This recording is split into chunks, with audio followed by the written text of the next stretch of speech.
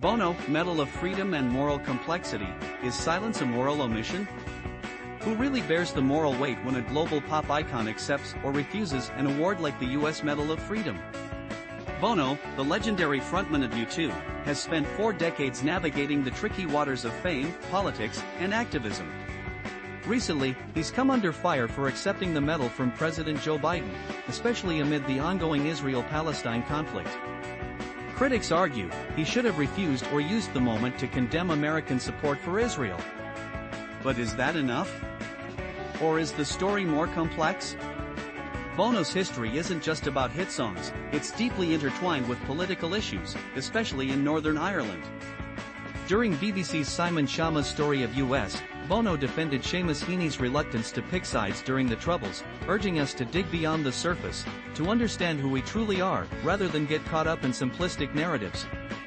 In Northern Ireland, Bono condemned all violence, Republicans and Loyalists alike, and criticized Irish Americans backing the IRA's bombings. On the Middle East, he's tried to strike a balanced tone, emphasizing that Israeli and Palestinian freedoms are interconnected. For example, in an Atlantic article published around the time of his award, Bono declared that freedom must come for the Israeli hostages, but also insisted Israel will never be free until Palestine is free. Critics say accepting the medal from Biden without explicitly condemning American policy, especially the armament of Israel, was a missed opportunity. Some argue Bono's silence on specific issues amounted to an endorsement by omission. But should moral judgment hinge on what a person does not say? This is where the debate deepens. Because every action we take is shadowed by countless omissions, choices not made, questions not asked.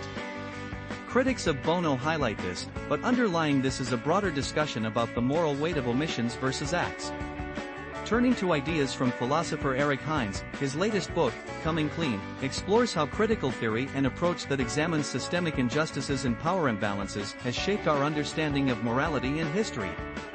Hines argues that left-wing activism, from movements like Black Lives Matter to Me Too, rightly scrutinizes historical wrongs.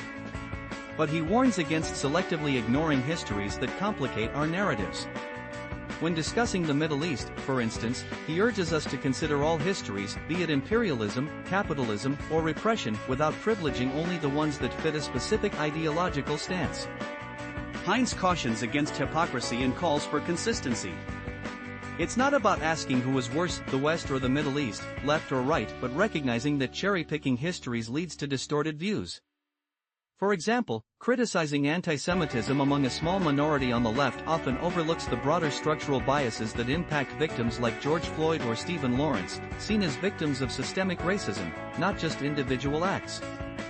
His point isn't just academic, it's a reminder that our ethical compass should be universal and thorough.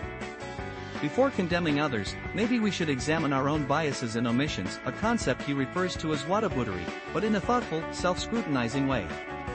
In a world overwhelmed by chaos and anger, the words of historian Simon Schama echo loudest. Seamus Heaney believed that beneath division and hatred, we share more in common than we realize. By truly digging into who we are, beyond tribal camps and blame, we might find a path back to understanding. Perhaps the real moral lesson isn't what Bono chose to accept or omit, but whether we're willing to look more deeply into the stories we tell ourselves and each other.